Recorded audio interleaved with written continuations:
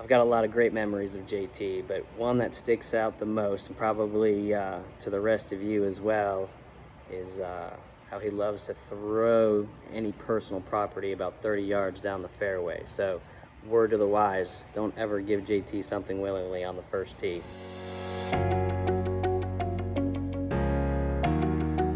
His care for his staff, his ability to make you feel like you were kind of on the top of his priority list when he was talking. Unflappable patience and the way he embraced challenges, incredibly consistent. Integrity, optimism, empowerment. Attention to detail, the hair, the outfits, always matched, ironed, everything looked nice and pressed, very put together. Consistency, the way he served others. Other than being probably the most sarcastic, honesty, integrity, and respect.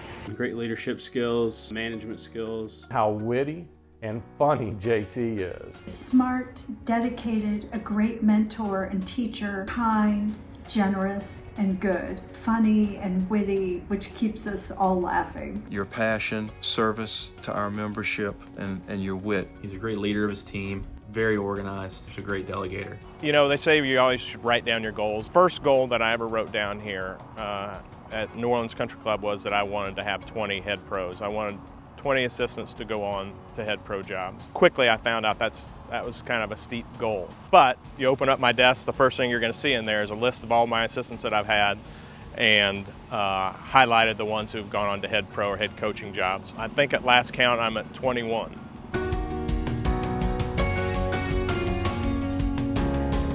I got my staff clubs from Callaway. I was all excited. Take my new clubs out. I'm walking out to the range. He's walking back from a lesson, and he was like, "Oh, did you get your new clubs?" I said, "Yeah." He goes, "Oh, great. Let me see them real quick." And so I handed him 3 of my clubs, and he promptly threw them into the jasmine bushes, and I had to go find them. My first day on the job, I thought I was pretty good at a few things, and I told JT that. But I also said that I wasn't good at merchandising, and I really had no interest or skill for it.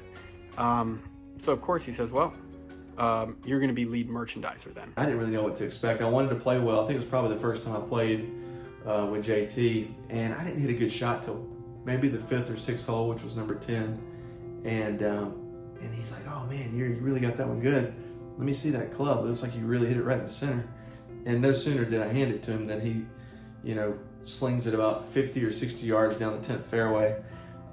He didn't really laugh or smile. He just kind of smirked, got in his cart, and drove one up to the green. Love to quote lines from funny movies, such as Fletch, Caddyshack, of course, South Park, and how JT always could try to one-up you. The 3 big pillars for us are member service,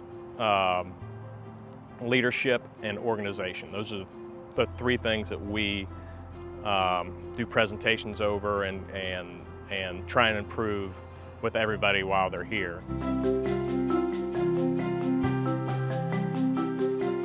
One morning he came into work and had said that the night before, he goes, I was reading through the rule book last night, and I stopped and I said, "Well, what do you mean you were reading through the rule book?" And he said, "Well, I just feel like I hadn't read it in a while. So I was just reading the rule book," and I just kind of looked at him and I was like, "Man, I hope someday I'm as good a golf pro as you are." His relentless desire to learn. He's always trying to find new ways of improving things that he's already really, really good at. Just the way he handles his assistants when they do fail or make a mistake. He handles it very professionally and trains you on how to do better the next time. His dedication to the New Orleans Country Club, dedication to the Gulf State section in the PGA of America, and more importantly, dedication to his family. His willingness and his dedication to his staff, in particular his assistant professionals, and the promotion of them into becoming head professionals themselves and having their jobs on their own. The thing that really makes him stand out are his management skills. I always laugh when Jake Nero talks about JT and how he has more self-imposed golf penalties than anyone else in golf. It's hilarious because it's true, but it also says so much about him. JT is honest, He's a rule follower, and he loves that golf is a game of rules. Every single time we have one of these storms, JT's one of the first ones to call me, and he's ready to come back and help get this club back up and running. You know, we had a rainy day, and JT goes in the back and brings out a big oversized golf ball with a spin axis on it, and we start talking about the golf swing. So it just showed there was never an opportunity. Don't ever let any opportunity slip. There's always an opportunity to learn and get better. You're either getting better or you're getting worse, but you can't stay where you are. You just got to keep pushing and pushing and pushing and trying to get better and get your staff better and get your operation better. He's certainly got that in me, because I definitely don't believe that there's a single thing in our golf operation that we couldn't do better. Congratulations, JT.